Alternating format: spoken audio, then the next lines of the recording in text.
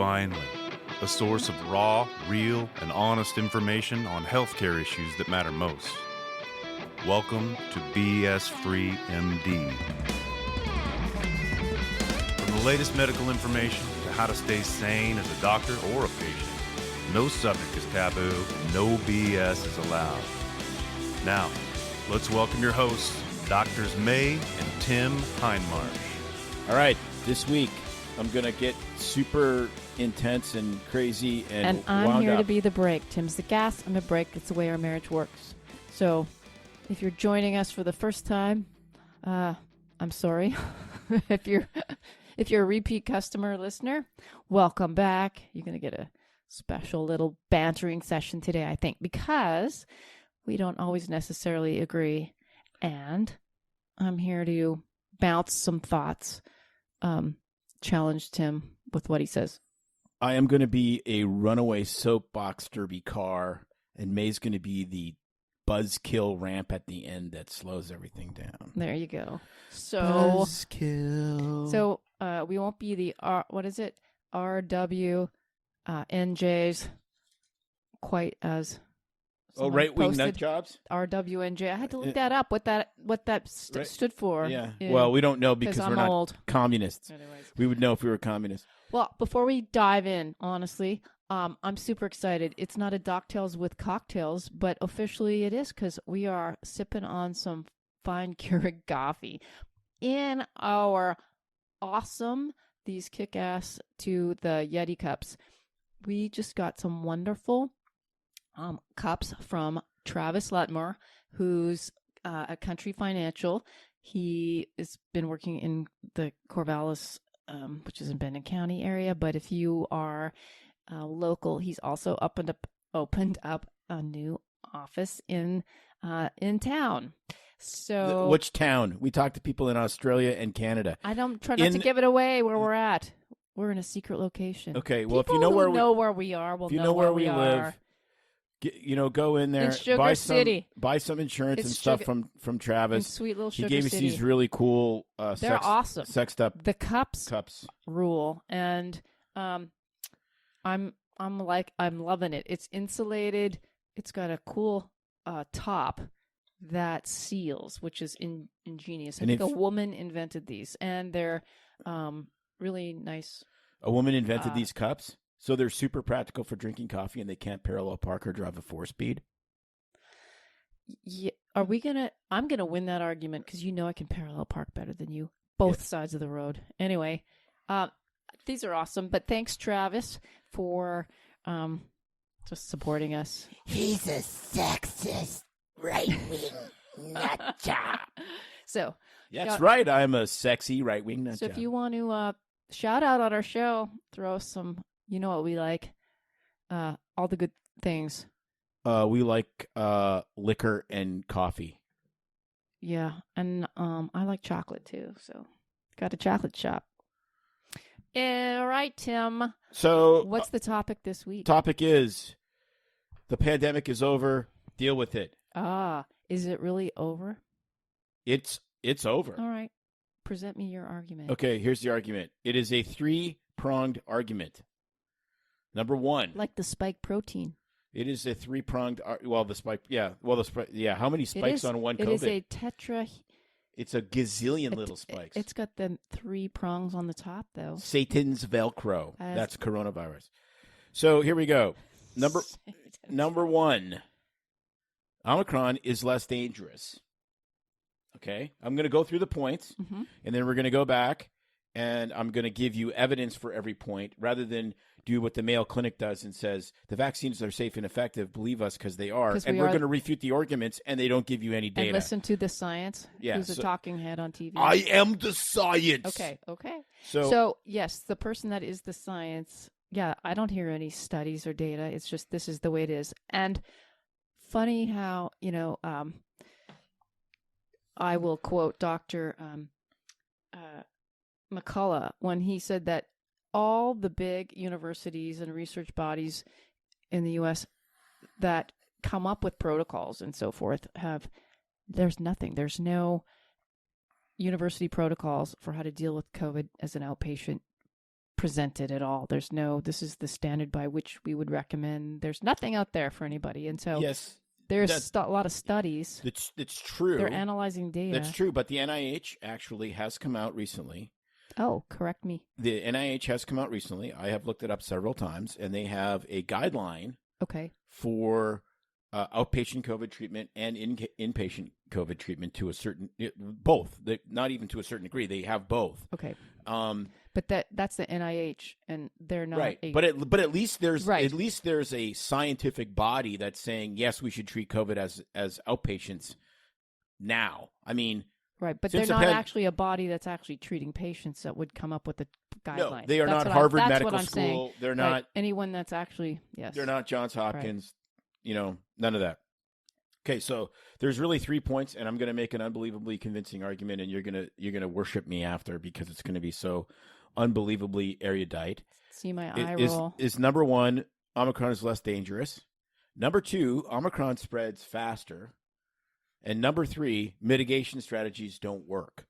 Okay? So Omicron's less dangerous. Because Omicron's less dangerous, we don't need to worry about doing a bunch of COVID-y things that we've done with lockdowns, et cetera, et cetera. Okay. Because it spreads faster, it makes it damn near impossible to mitigate it. And none of the mitigation strategies we've used for Alpha and, Delta, et cetera, have made really any difference at all. And I'm going to make arguments for that. Ergo, why would you keep doing all the stupid stuff for a virus that's way less dangerous and spreads way, way faster? Okay, and I will play the other side while you go for it. You're going to play the other side. You're going to go both ways because I'm going to convince you to my side. So, number one. I'm smiling over here. 2 months ago, South Africa came out once the whole Omicron thing started to blow up. And, this new variant comes out of Africa. And they said, look, it's basically a cold. The South African scientists were said, do not freak out about this. Okay. So in doing some actual sciencey science, Kaiser Permanente in Southern California looked at 52,000 cases of COVID. And this was January 11th, so it's totally hot off the press. Okay. They actually controlled for vaccination status and everything. It was really well done, okay? And they looked at it, and here is the conclusion. During a period with mixed Delta and Omicron variant circulation, SARS-CoV-2 infections with presumed Omicron variant infection were associated with, number one, substantially reduced risk of severe clinical endpoints and shorter durations of hospital stay. What does that mean? Out of those 52,000 cases, they had 28 or some thousand were Omicron, 16,000 or so were Delta. Not a single patient in the Omicron side required mechanical ventilation. Mm-hmm. So that is a major difference in severity of illness. And their average length of hospital stay was 48 hours. And did they say how many actual numbers were hospitalized in that? Do you remember? Yeah, it was close to the same.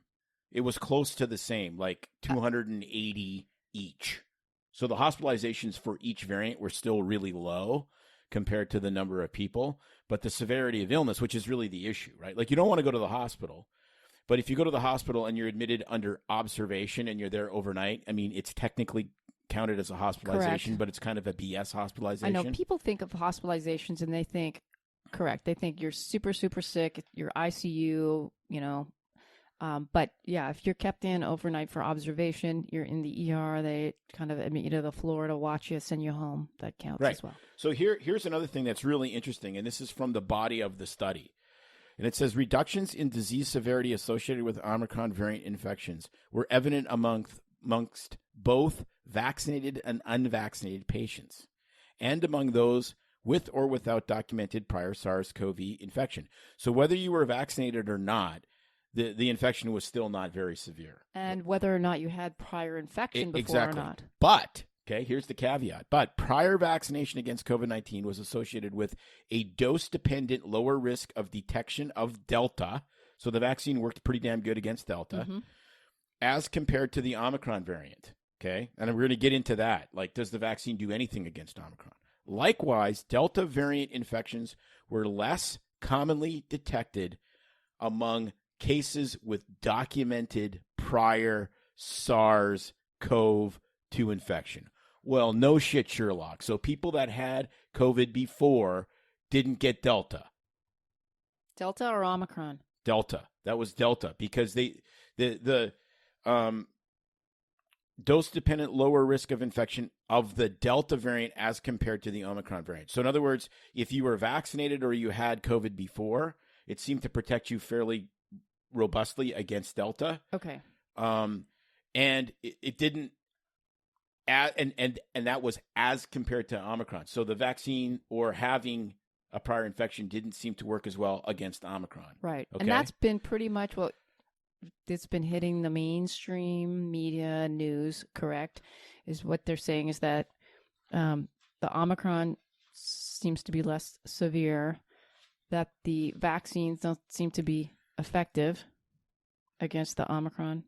Correct. So here's where it gets really weird, and where that's you gotta listen to Fauci very carefully. Yes, and for what they're saying. So we'll stop there because then one side says then henceforth you should get the booster to protect, and the other side is saying don't do anything more because that's the old vaccine that's not going to be effective. So I'll let you carry it from here. But we're going to also get into why not only the vaccine may not only be not helpful, it may be dangerous. Okay. So Omicron seems to be less severe. but it's not just that it's less severe. It's like 91%, like reduction in like severity of hospital patients less severe. With no, was there absolutely none ventilated? Zero. Okay.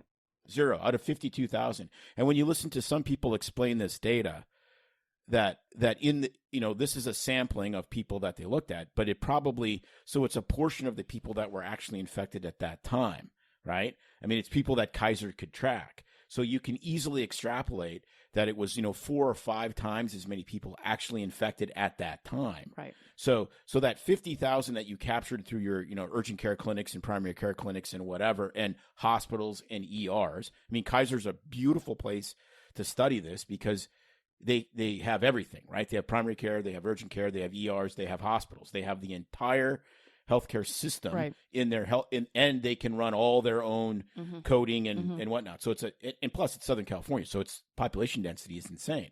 So, I heard one guy explain that, and he goes, realistically, that 52,000 that they captured in that actual catchment area was probably more like 250,000, which makes it even less dangerous when you extrapolate those kind of numbers. But again, the actual numbers, they studied just over 52,000 people. And then in that study, 0 ventilation. They didn't separate out the comorbidity, like it was yes. the people with comorbidities. Yes, they looked at I did not read the entire body of the study, but they tried to parse out everything. Okay. And this is definitely from, that one I didn't look at, but it's really consistent with what's coming through, like the UK. They have really good data that comes through there that we see as far as separating everything out, raw numbers, etc. So this sounds really on par with what's coming through there too. Right, but the thing that's happening, because one of the counter arguments I've heard is, well, it doesn't matter if Omicron's less dangerous. If it's dangerous at all, it's so contagious that if you and if it burns through the vaccine and it burns through prior infection, and you get like 100 million people infected at the same time, it's still going to overwhelm your healthcare system, et cetera, et cetera. Exactly. Right? I mean, and so there is that. But I think that that's a total stretch. And the reason I think that that's a total stretch is there's still people that have some that still are going to have a lot of protection from being infected before with the other strains. Okay. And there is some suggestion in this study that if you were vaccinated, your symptoms were less severe. But again, does it matter? Like if you have a cold for 4 days or you have a cold for 6 days, if you don't go to the hospital and you don't have, a bad outcome from that, who cares? Right? Because I think when you look in terms that, so we're talking about different things because we're talking about outpatient population and hospitalized population too. And we still hear that the hospital systems are being overwhelmed. Yes, but there's I'm so just gonna much bullshit. There's so much bullshit in that, like tons and tons and tons, because the hospital systems are now being overwhelmed because they don't have staffing. Well, okay, so that's a very important thing to put out there, because I think that's not what I mean. People are starting to notice and figure that out, because they're hearing about people being fired, laid off because they're refusing to become vaccinated, or they're being burnt out and they're just done because of the pandemic timeline and the burden placed on them, the nursing staff, the hours, etc. So there's that shortage. And what we heard from someone we work with who happens to be in the know in the hospital scene, who locally was taking someone to the hospital, transferring them to another state hospital because they just needed their gallbladder out and there was no room at the inn. Right, but and was it because of COVID patients? No, it's not. Like I have pounded them. I have pounded because and they pounded. just don't have beds, not because of COVID patients, but because it's just reduction in total number of beds and staff to work them, right? Right. Well, it's like the infrastructure is there. There's no staffing. And now this and is large, not and everywhere. largely when you we ask have to be. Well, this is not every single location. Obviously, there are still waves where there's still a lot of COVID patients hospitalized. Absolutely. But the question is, what is the cause for the lack of beds? I mean, is it all COVID? That's what they're not saying. Is it because they reduced the beds? They've got reduced staff. Right. But it's there's some really to use JRE's word, there's fuckery that goes on with these numbers. And what they do is this. You'll see this. I see this now. I would have never caught this before COVID. I see it like a giant red light blinking now. You read something from the American Academy of Family Practice, or you read something from one of the throwaway journals that's sponsored by, Big Pharma.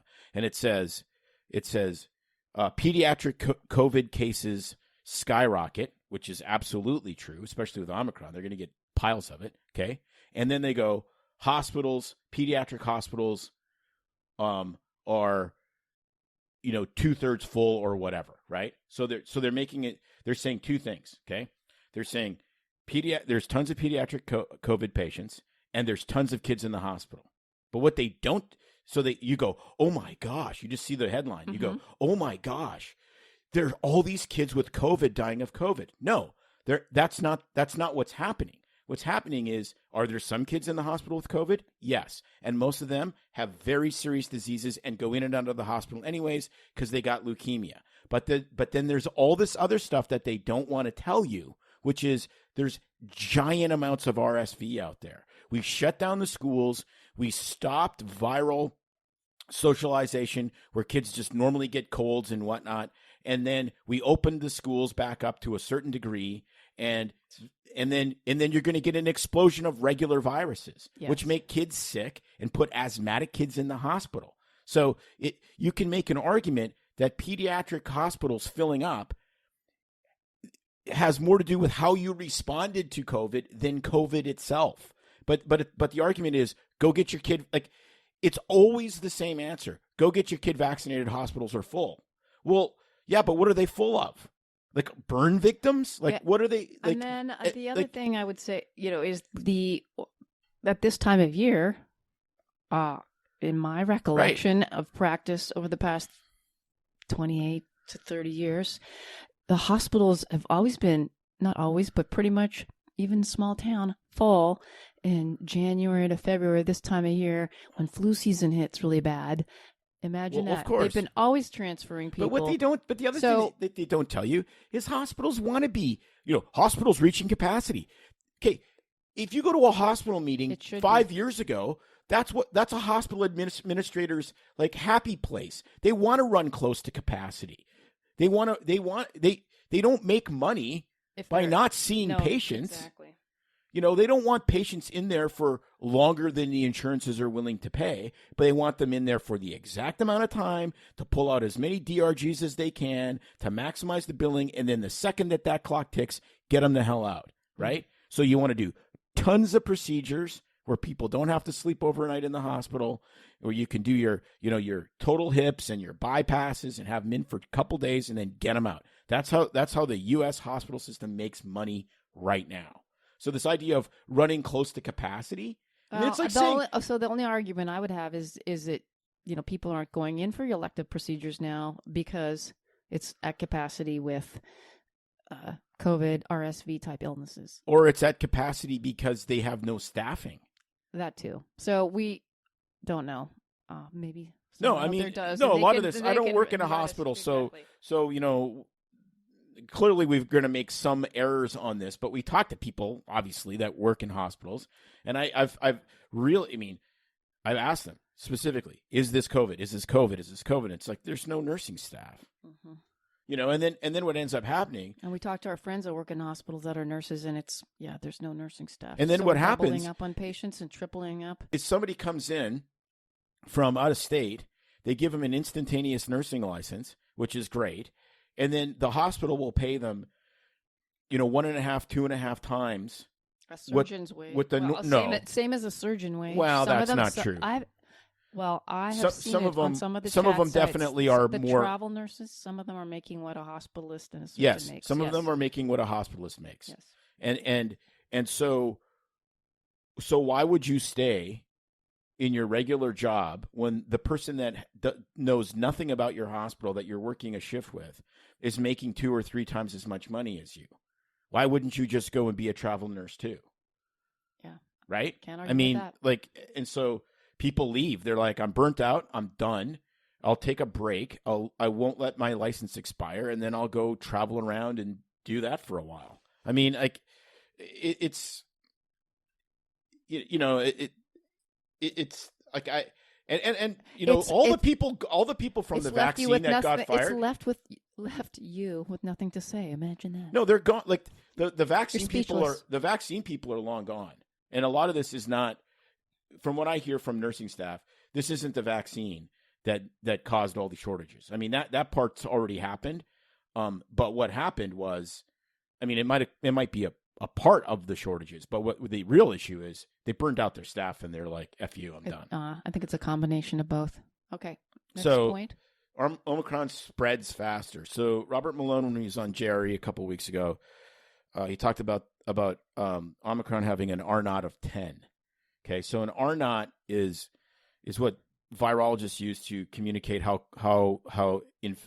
contagious a virus is. So, for instance, if something has an R naught of 2, that means for every single infected person, they're going to infect 2 other people. Okay, if it has an R naught of 5, for every individual infected, they're going to infect 5. So an R naught of 10 is insane. That's like measles. That's like pinning the needle off the charts. So they thought that the Alpha variant was 2 or 3, and they thought that Delta was maybe 4 or 5. So this is super, super spready, like spreads. Yeah, didn't they come up with that number out of China I'm just asking. I can't remember where they came. Well, no, because there's not a lot of data. I don't know. I don't I think can't so. remember what he said. So I'm probably wrong. But the narrative is now changing because even Fauci last week said we're all going to get it. I mean, he's like, just don't be surprised if everyone gets it, but still get vaccinated because it will reduce the intensity of the symptoms. And I'm sitting there going, okay. Wait. Okay, sorry, go ahead. If it's a frickin' cold, then chicken soup, garlic cloves, eye of newt, a rattle, a Ouija board are all equally effective in reducing the intensity of symptoms. Now, it's not a cold in everybody. Yeah, but you know what? Para-influenza, that's a cold in damn near everybody's not a cold in everybody. Correct. But let's just say that, because I don't want people to hate on us and get the wrong idea, that Dr. Tim said Omicron is just going to be a cold, because so in the majority of people, it is like a severe cold. But there's always the exceptions, people that are more susceptible to severe illness, immunocompromised, frail, elderly. I mean, it's just same with other illnesses. But I'm just saying, right? But it's fascinating. We got to cover our bases. That Fauci's solution, when it's clearly obvious, and he even said that the effectiveness of the vaccine against Omicron is not great. Okay, so, But the solution is still to get vaccinated. Like honestly, it is just mind numbing to see this, because so get vaccinated because you might have less severe Omicron. And that actually may be true. Getting a booster may actually, if you get Omicron, may actually reduce the symptoms. But for the vast majority of people, it doesn't matter, because the symptoms aren't going to be that bad and the severity of illness is not going to be that bad. But that's the point. I might add, you're never letting your own immune system get a chance to do its work. But that's where we're going to get into something else, which I think is really potentially scary. Well, we could do that right now. Well, so when you talk about are you going to go? So you were talking about, stay on task with your points. So Omicron is got the R naught of 10. It's way more contagious. Right. Less symptomatic in most people is the trend from all the data around the world that we're seeing. Right. And therefore, where are we going with that? Though? Okay. Therefore, Omicron is a freaking gift from God, because it spreads super fast, which means you're going to get tons of people infected and get it over with quick. And it's way less dangerous, which means you're not going to kill a bunch of people. What we were trying to get in the first place, called herd immunity? Yeah, there's a name for that. There's a name for something that spreads really, really quickly, has really low risk, and sterilizes for the virus. You know what that's called? That's called an effective vaccine. Yeah. And so the guy that I like, that I've been following at least a little bit, that I tend to trust, because he predicted all of this stuff back before the vaccines were even released, is Geert Vanden Bossche. Okay, Geert Vanden Bossche is got a gazillion degrees. He's was trained in veterinary medicine. He's a virologist. He's a vaccinologist. And he was actually he's a vaccinologist. And he was actually in veterinary medicine. And why do you like that? Because like you were telling me earlier. Well, because veterinary medicine and vaccines is a very huge deal, because you're dealing with commercial herds, right? So it's really important that you don't give a vaccine to your cows and wipe out a guy's entire, or you wipe out the entire cow population in the entire world. That would be bad. Okay. So vegans rejoice. So it's just just like, there you go. Maybe that they could use that as a bioweapon. No, vegans could use that as a bioweapon. So these guys are really adept at, especially veterinary vaccinologists are really super adept at looking out at how a vaccine is going to affect like all these different mammalian species when you vaccinate them. The herd. Because, animals, you want your animals to be super healthy. You want them to cost you very little to maintain their health, so that you can kill them at the appropriate time and make money off of selling their meat, right? And so, and Geert, so he's really become, one of the authorities, in my opinion, as far as vaccinology. And he was actually employed by the Bill and Melinda Gates Global Initiative as kind of their head sciencey vaccine guy. So it's not like he's some right-wing nut job from the Netherlands with wooden shoes. It's like, he's not even American. So I don't, what are you, a right-wing nut job in frickin' Holland or wherever he's from, or Belgium? Maybe he is. So he was the guy that came out and said, you never vaccinate during a pandemic with a vaccine, with a leaky vaccine. So that was his thing. He's like, if you do not have an absolutely sterilizing vaccine, it doesn't mean that vaccine is worthless. It means that you should not do mass, very important, every word's important, mass vaccination of the low risk during a pandemic. And the reason is it's going to push the evolutionary variants potentially to higher lethality. That's where the argument comes in about amongst people, that the variants are coming from the unvaccinated. And I'm just throwing it out there. Versus the variants come from right, but that's like saying antibiotic resistance is coming from people that have never been on antibiotics. I know, but I'm just making that statement for people that in the back that still think that the variants come from people that aren't vaccinated. Well, it doesn't mean that unvaccinated people can't produce a variant, but they're less likely to produce. They're much less likely to produce a dominant variant. And the reason is we have 70+% of people in the United States vaccinated. Most of Canada is like 80% vaccinated. So what variants are going to be spread around? Okay, if the vaccine's sterilizing and some unvaccinated hillbilly living in a van gets a variant, the variant just either dies with him or he infects a couple other people, and then it bumps into the massive population that's vaccinated, and it goes away because the vaccine's sterilizing. As I say, it has no reason to mutate or change. Right. And so what happens is, undoubtedly, Omicron is a vaccine escape variant. So it's escaped the vaccine. Yeah. Okay. And the reason it escaped the vaccine is because it could survive in the presence of the vaccine, which unfortunately is not a sterilizing vaccine. Right. So Omicron, I envision, it looks like a bunch of little tiny Freddie Mercurys in like tight leather red pants. And they're all running around. Don't stop me now. I'm getting around the vaccine. I love Don't it. stop me now. I'm Omicron. Until I get it's AIDS. not And then that bad was to the bad. bone. Yeah. Bad. No, that was Thorogood. Delta. Delta was George Thorogood. Yeah, I must say, Delta, after you had having, Delta. having had Yeah. COVID, I had bad to the bone. Anyways, Delta was Delta was bad to the bone. Was George Thorogood. Omicron is Freddie Mercury. So here's what Geert says. Back to Geert. Okay, he wrote a really, really great letter to the WHO, not the WHO like Roger Daltrey, to the World Health Organization. He said, absolutely 100% do not vaccinate against Omicron because Omicron is a gift. And actually, Omicron may be a gift from the vaccine. The vaccine may have pushed the variants, and luckily it pushed a variant that was super contagious and not very dangerous.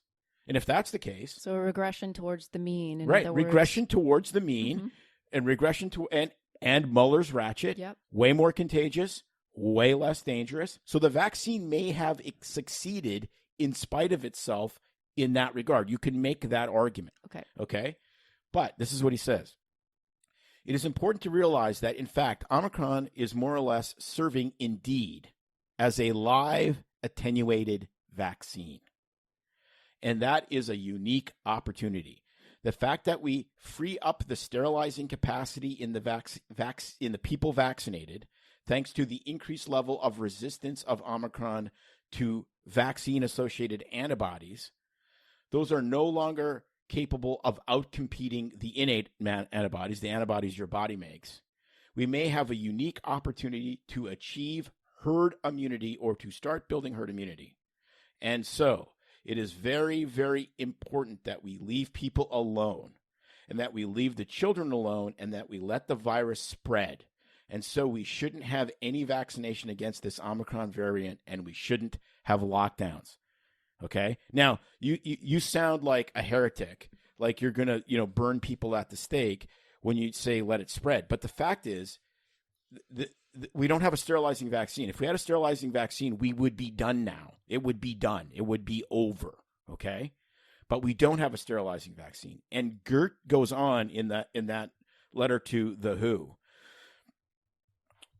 And he goes, and he says he's concerned that if we continue vaccinating with this old vaccine, we're going to push to more variants and potentially more lethal ones when we had an opportunity to just all take a chill pill, go to a concert, pass a beer around, all get Omicron, and just be done. So that's where my question comes in, is there any guarantee that it's going to be done? Because, as we know, viruses can continue to mutate. I mean, the flu does. So and I know from reading some articles from some of our esteemed colleagues that, there's no guarantee, right? There's no guarantee that it won't mutate again into a more virulent / severe strain. But that would mean that Omicron has no sterilizing immunity, which has not been the case in the other variants. Okay. Mm-hmm. Like even Delta was largely impervious to people that had the Alpha variant. Correct. Okay. So the only variant that's been able to penetrate natural immunity is Omicron. So, yes, you have to make the assumption that Omicron has at least fairly robust sterilizing immunity. Yes. And if it does, we're done. If it does, yes. And if not, we're never going to be done with that argument. So I've gotten texts from friends and questions because some have gone and gotten the booster thinking, well, this is hopefully going to protect me, and they have various reasons. But I think the thing that I try to tell people is, especially with repeated boosters, and not even getting into the whole thing of, well, this booster is not even targeted against Omicron, as much as if you don't allow yourself to build immunity, B cell immunity, this might be oversimplistic, but it's almost like I tell people, if you're constipated and you can't get your colon to do its thing on its own, you're trying to help it out. I mean, you start taking laxative. It's great in the short term, but in the long term, stimulant laxatives. You have to tell the difference. Not stimulant laxatives. It trains your colon, and it doesn't have to work. Same with people using their little Afrin and nasal spray. Are you telling me X-Lax is colonic welfare? It is, yes, just like your welfare cheese. Afrin nasal spray, it's okay for a couple of hits, but you use that stuff over and over. People know that you get dependent on it because your body does, your nose gets, it just can't open up and clear itself. And so the thing is with the concern with these repeated boosters is that your innate immunity, your B cell immunity is just going to go on permanent leave and not say, we don't need to do anything anymore against this type of virus. And I heard Dr. Malone said it eloquently on JRE. That's what we do with allergy shots. We're giving antigen to people, and we're training the immune system to stop making a response over time. And I'm wondering with repeated boosters, if that's not what's going to happen. I'm a big fan of repeated bustiers. I am absolutely recommending against the booster. It doesn't make sense. It's a leaky vaccine. I mean, the reason you get boosters for hepatitis B and all that. Absolutely. There's boosters that work that are better, that are because they are not. Well, and the thing is, because they're sterilizing vaccine, they shut everything off.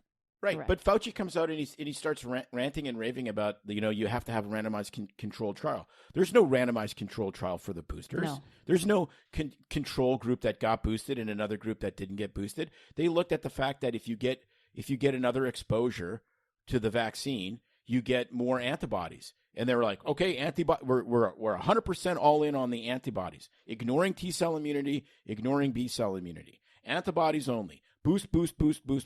Okay, what's that? And then they look at anecdotal, and then they look at retrospective information where yes, somebody boosted for the first two months or so after the booster. Those people seem to get, they look at a retrospective analysis of that and go, they seem to get less sick and in the hospital. Oh, and what's happening? Like we talked about last week in Israel, where some people are on the fourth booster, like it's never ending, and they're still getting infected. Right, and they're still getting infected. Yeah. And there's, if you look at the granular data out of Israel and the granular data out of the UK has very good data. They just publish it. But, the excuse always is still reduce severity, reduce hospitalizations. But that's the only thing they have. Yeah. But you look at it, you look at the UK data, and it suggests that the vaccine has negative efficacy. Mm-hmm. That which we're not getting into today. The vaccinated people get Omicron faster, which actually might be a good thing. Yeah. It might be a good thing, as Bernie Sanders would say. So we're not going down that rabbit hole today. But having put all this out there, why do you get to your conclusion that the pandemic is over? Because COVID has now become an endemic virus. And so unless you're gonna completely chase your tail for stuff like this, you just got to let the fire burn itself out. And that might not be acceptable to people, and I get it. Okay, I think that we have to realize what you're saying is true. That it's here to stay. It's not going away, and the lockdowns and the implications have to stop. I mean, the school closure. I mean, they're starting to close things down again here. No. The schools the in Oregon. Why? I'm like, why? No, because it's political. It's not science. It's because there's no teachers because they're all sick this week with COVID. No, it's. I don't understand it. We can't lock down the world because of a right now what's becoming a cold virus. Because of the sniffles. No, and that was my last point. The mitigation strategies have failed. They failed in Alpha. Did we they ever failed lock in down Delta. with other things passing through? I mean, I guess I'm trying to think. I remember recently when measles hit Disneyland and they freaked out, and then No. If measles hits Disneyland, you gotta absolutely freak the hell out. And then the meningitis scares, locally at the university, but. Yeah, but they don't close Jack in the Box and Burger King because some kid gets meningitis in a dorm. No, they don't. lose their shit and go to the dorm and do a mitigation strategy there. And they sure as shit don't make, grandma in a nursing home 50 miles away wear a mask. Right. So absolutely, there's things we can do, targeted approaches, assuming that we're going to have to live with this virus throughout the world in society to get back to normal. Yeah, but there's countries that where there may be a horrific day of reckoning. Well, if you look at Australia and Canada, they're screwed. Where they've gone, they've just locked down, where they have lockdown and they have depended 100% on a vaccine, and then the worse it gets, and the more obvious the vaccine has failed, the more they vaccinate. Like literally, it is like the end of Scarface. Okay, when the only solution to his life is to snort more coke and to shoot more people with his machine gun. Like it becomes so delusionally insane. It's like Djokovic lost his appeal. They're kicking him out of Australia because he's not vaccinated. And their reason wasn't that he's a danger, okay? Because they know he's not. He can isolate and all that. Mm-hmm. It's because he's going to create vaccine hesitancy in Australia. Well, how about this? How about looking all over the world and reading and realizing that there's been way more cases in 2021 with the vaccine than in 2020 without the vaccine? And how about looking at the fact that there's been more hospitalizations and deaths in 2021 than in 2020? Okay, so the vaccine has not changed spread transmission one single frickin' bit. So how can you mandate something that only protects me? Okay? The vaccine protects me. It doesn't protect me spreading it. That's painfully obvious through tons of data.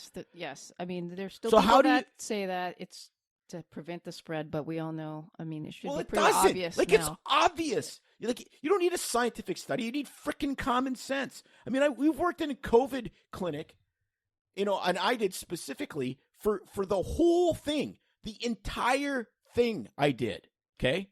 And there was weeks when we'd have no cases, and we'd wear all the PPE and N95 masks and, ribbed condoms and God knows what other BS, and you would never see a case. And if you saw a case, what you were doing in that everyone lost their well, it wasn't ribbed. It had spike protein on it. So it's the same thing. So everyone would lose their minds, right? And now, okay, private clinic, doing monoclonal antibodies, et cetera, how many COVID patients do we see a day? Like 20, 30? Like it's 2/3 of our business. Easily 2/3. It's everybody. Like everyone's going to get this. Fauci's right. Everyone's going to get this. It's like, it is totally unusual when I see somebody that's never had it. Oh, I know. Okay. I mean, you look to your left and you look to your right, and everybody knows somebody. So it's time to get pissed. Had it, right. And actually, I can't. It's hard to find people that haven't had it. No. So now it's like, okay, so all that bullshit that you did in 2020 and 21, all the businesses that you closed, all the stupid ass masking, all the mandatory vaccination, all the VAERS-related deaths and injuries, like, thanks, because you know what it did? Not a damn thing. Okay? Did the vaccine save some lives? Absolutely. You're an idiot to say that it didn't. Was it worth vaccinating every single person in your population, shutting your society down, and all of this other kind of crap? Of course not. And that's the point. We get dinged. People, we're right-wing nut jobs and we're anti-vax. I'm not anti-vax. Yeah, the vaccine should have been. Yeah, that terminology has got to stop. Can't somebody stand up and say they're offended by the use of that word? Because anti-vaccine, I mean, it's just blanket I targets guarantee vaccines. you, with my world travel, I've got more effing vaccines than virtually anyone alive. I know. And so it's deeply offensive, and you're communist, so screw you. But here's the problem. Here's the thing.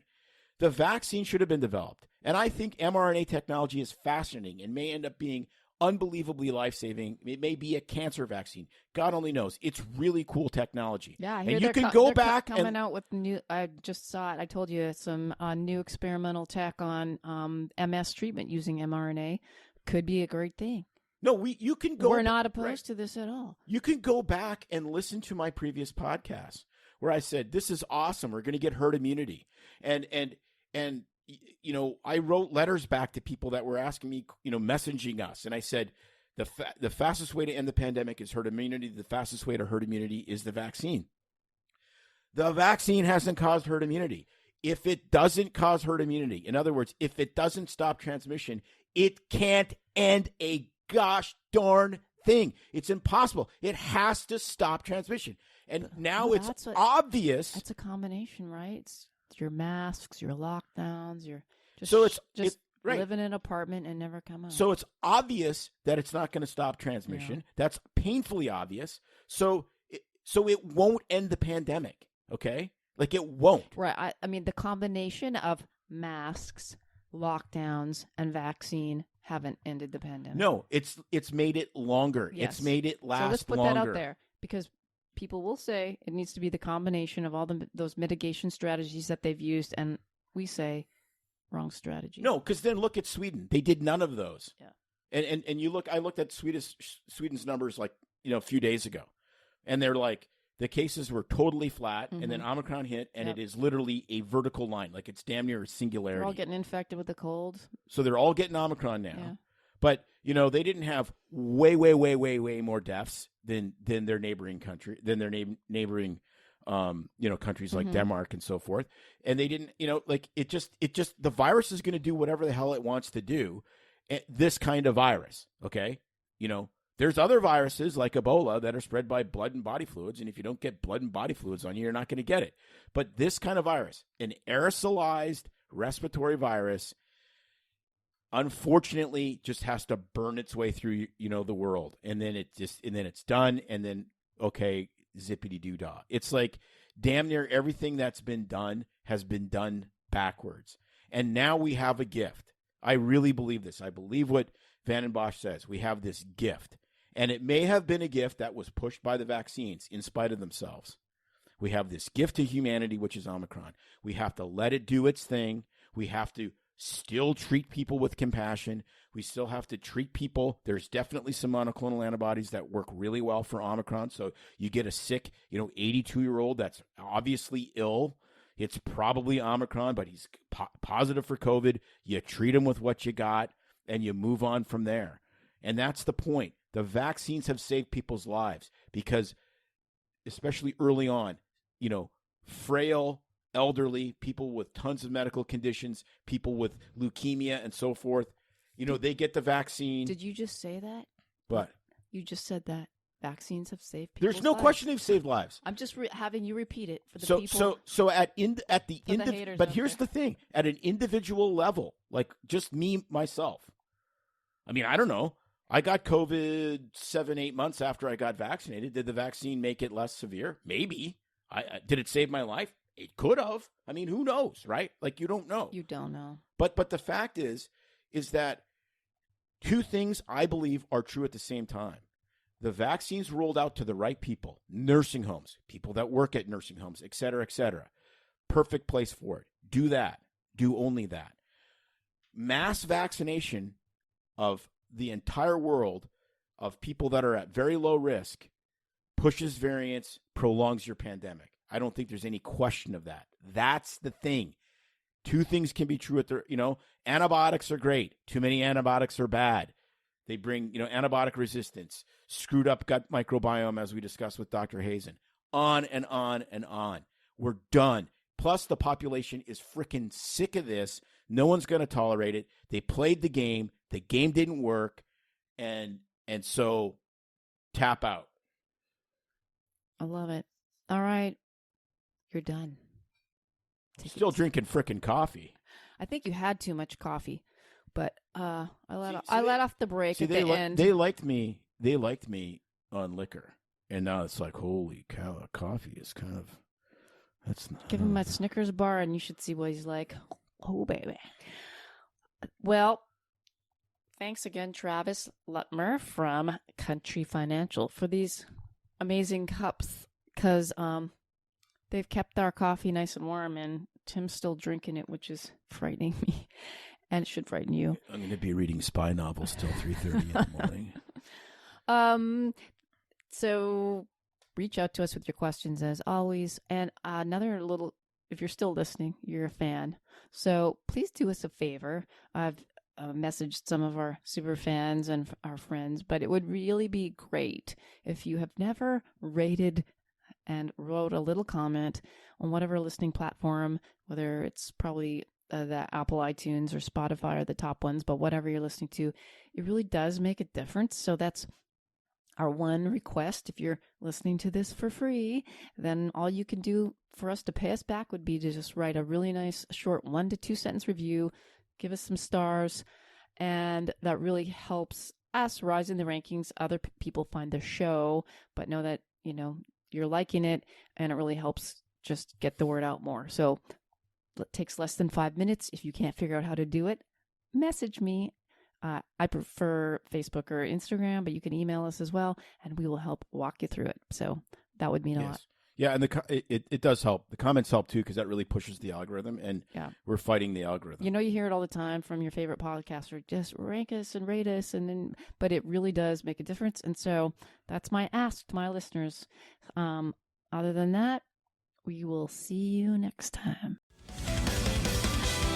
It's no secret that medicine is a bit, uptight.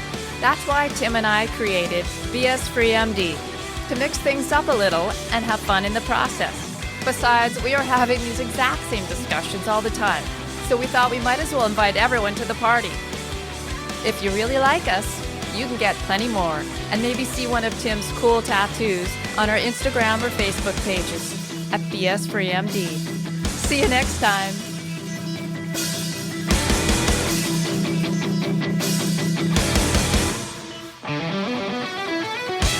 But we try to keep BS Free MD as raw and real as possible. We can't be held responsible for any medical decisions or discussions had as a result of what you've heard on the show. We know, bummer. But the truth is, we really do care about your questions.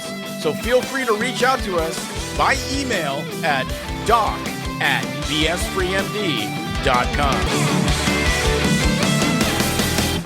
Free flow. There's actually women that have. Oh, geez, don't even go there. Free flow. Okay.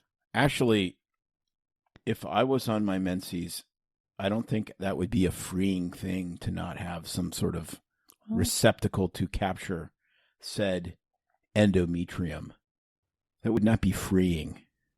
I reserve the right to not comment. Free flow. Yeah. I reserve the right to not comment at this time. I would not free flow. I wouldn't want to do that. That would be bad. You're not sucking me into this conversation for you and Nathan to laugh at. Free flow conversation. Guys, okay. Doesn't sound free to me. Not in the mood for silliness.